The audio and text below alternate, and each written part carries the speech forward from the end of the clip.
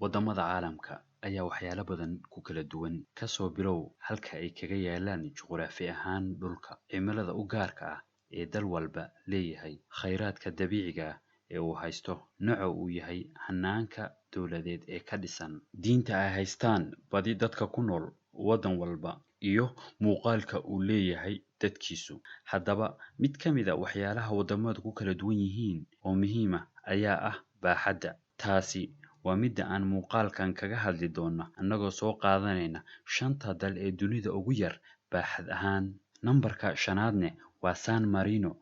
Baaxadda dalkan waa 61 square kilomitir, dhinac walbane wuxuu xuduud kala leeyahay dalka Talyaaniga. Caasimadiisu waxaa lagu magacaabaa San Marino. Dalkan wuxuu ku dhex yaalaa khariidada dalka Talyaaniga. Dadkiisu waxay gaarayaan 33,000 oo qof. Luqadda rasmiga ah oo looga hadlo waa Talyaani, waana mid ka mid ah dalalka ugu hooseyso heerka shaqo la'aanta ee wadamada Yurub. Dal ahaanne wax deyn ah laguma lahan. San Marino waa wadanka ugu dad yar wadamada ku midoobay isbahaysiga Midowga Yurub. Tirada dadka ku nool waxaa ka badan gawaarida dalka taala. Sidoo kale waa mid ka mid ah wadamada ugu qanisan dunida marka la fiiriyo GDP-ga. Nambarka afaraad waa Tuvalu. Wadankan baaxadiisu waa 26 square kilomitir, wuxuuna ku yaalaa badda Pacifiga isagoo u dhexeeya gobolka Hawaii iyo Australia. Caasimadiisu waa Funafuti. Dadkiisu waxay gaarayaan 11,000 oo qof. Luqadaha rasmiga ah ee looga hadlo waa Tuvalian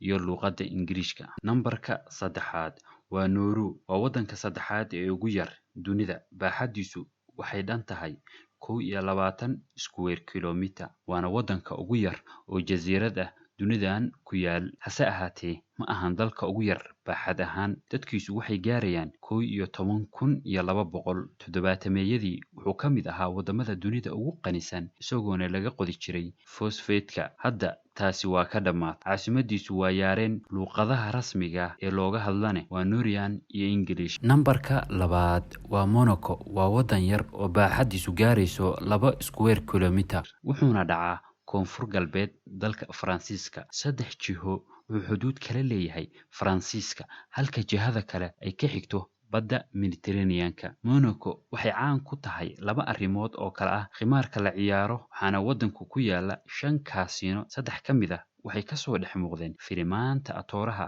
caanka ah ee James Bond, iyadoona lagu soo jiray. Arrinka labaad ay caan ku tahay Monaco ayaa ah tartanka baabuurta Formula 1, kaasi oo lagu qabto sanad walba. Luqadda rasmiga ah ee looga hadlo waa Faransiis. Dadka degan Monaco ayaa gaaraya 38,000, waxaana ku badan dalkan dadka maalqabeennada ah. Dhanka kale, xukunka dalka ayaa ah boqortooyo. Nambarka koowaad ee ugu dambeeya waa Vatican. Waana magaalo sidoo kale dal ah, waana dalka ugu yar dunidan aan joogno. Baaxadiisuna waxay dhan tahay 44 square kilomitir. Dalyarahan wuxuu ku dhex yaalaa magaalada Rome ee caasimadda Talyaaniga. Vatican waa halka ay ku taal kaniisadda adduunka ugu weyn, waxaana xarunta boobka diinta Kiristaanka madhabka Kaatooliga. Sidoo kale waa dalka ugu dadka yar dunidan, waxaana lagu qiyaasaa 800 oo qof, ayna ku jiraan qol askari oo ka soo jeeda Switzerland, kuwaasoo ka shaqeeya howlaha amniga ee dowladda Vatican-ka gudaheeda, maadaama aysan lahayn ciidan u gaara. Vatican waa dalka 18aad ee ugu sarreeya caalamka dhanka